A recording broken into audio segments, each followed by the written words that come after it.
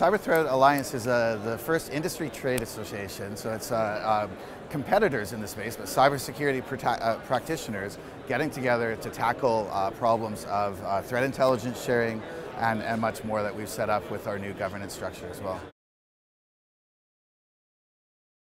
So the founding members is founded in 2014. The Cyber Threat Alliance was founded in 2014.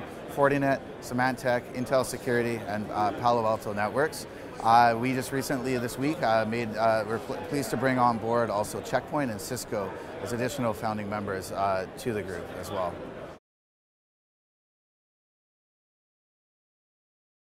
Yeah, so initially when we set up the Cyber Threat Alliance, we wanted to get together as an ISAC type mentality, so Information Sharing Analysis Center, but doing something unique, something different that, there's a lot of ISACs out there that share information. One of the large problems we found is that there's a lot of information out there. A lot of the times it's not vetted properly. A lot of this information is very cumbersome, right? A lot of it's delivered in PDF documents and it's very manual. So when we first got together, we were sharing unique malware samples. This was back in 2014 with the Alliance. It was good. We're getting about 25 to 30% new visibility on unique samples. So if another member were to share it, as an example, Fortinet would gain visibility into that and vice versa. We wanted to take that a little further into this new world of advanced threat intelligence sharing. So develop something that rewards context. Context is king, right? If you can say that I saw this malware sample associated with this threat actor, or this IP address, or this URL, we wanted to create an ecosystem to allow that to do it. So concrete what we've done so far, we developed the CryptoWall 3 paper. This was over a year ago now. This was a good example where even as competitors, we got together and we took our brains, right? Our intelligence, we took our analysts, the humans, put them together on weekly calls, and we created a great white paper. We found $325 million associated with this ransomware operation. It was a very good experience, but it was very cumbersome, and that's what a big challenge that the industry faces. It's very manual, humans getting on calls and things like that. So since then, and the biggest milestone that we've achieved to date is we've developed a new platform now. So this is what we call the CTA platform. And this, so the founding members are currently plugged into this, meeting a new minimum thresholds, 10,000 points a day. It's not a play-to-play organization. This is a non-profit. We just incorporated last week, so not-for-profit organization. And what we're doing with that right now is setting the bar. We want members to contribute. That's a large problem with ISACs out there today, right? So there's free rider problems, other things out there. So what we're doing now is for any member, they have to make sure that they hit this daily minimum. That can be malware samples, it can be URL addresses, IPs, there's various bits of intelligence that can be shared. That's a big milestone. So we got that platform developed. It's the first in the industry. We're using STIX as well. And the industry hasn't really figured out how to use STIX properly, and I think this is a great working implementation of that. The platform, of course, allows visibility in building context on these indicators that we're sharing. And at the same time, we're trying to solve the last mile problem. That's the other problem. So we wanted to take direction of this because we're experts in this space when it comes to the security vendors and that. We're using the platform to take intelligence in and automatically put that into security controls for our customers. So that's cumbersome for a customer to be able to understand that and do it. So automation is a really big piece too. So STIX is a way it's an expressive language, right? It's a way, originally developed by the DHS and MITRE, now it's under OASIS umbrella, so there's a technical committee associated with that. It's a specification it's a language. It describes how an attack happened. It's very important because if you're in the world of threat intelligence and information sharing, you got to be able to describe an attack.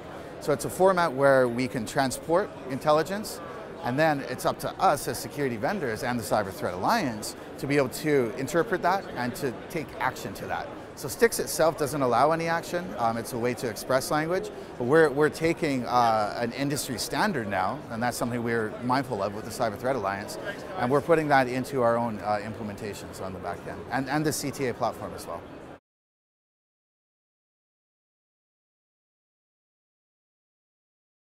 Yeah, so currently, CryptoWall was the example I gave before. More recently, we're focused right now on getting the intelligence populated in the database and putting it into actionable security controls. So we're not actively going after takedowns right now. We're on the defensive side, and we have success with that. So again, we're getting all the intelligence in.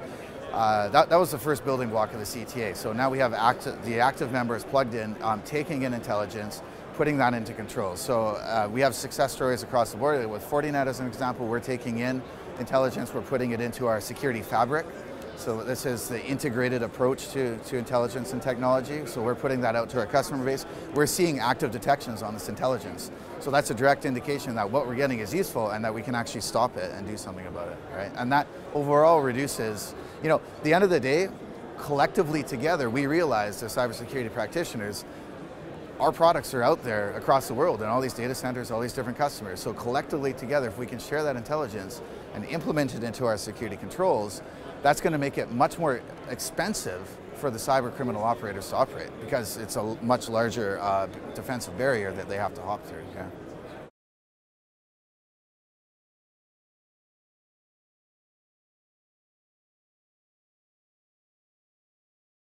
Yeah, so, quality of intelligence is extremely important. That's another big problem out there in the industry. There's a lot of false positives. Intelligence is very perishable.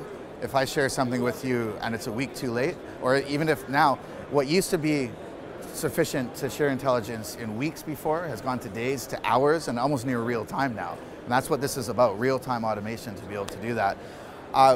Initially, the Cyber Threat Alliance was about malware sample sharings. We realized that not everyone's going to have thousands and thousands of pieces of malware. So this is precisely with the point scoring system that we've developed. This is what this is geared towards. So it allows even people with very valuable research, potentially in smaller volume, to be able to make large contributions. So as an example, if you're sharing just one malware sample and everybody else has seen it before, you're not going to get a ton of points for that. But if you share context and attribution information to a threat actor, like this is what we're trying to do, build these playbooks at the Alliance, then that rewards a lot of points. So we're taking in anything valuable when it comes to cybersecurity practitioners on that angle too.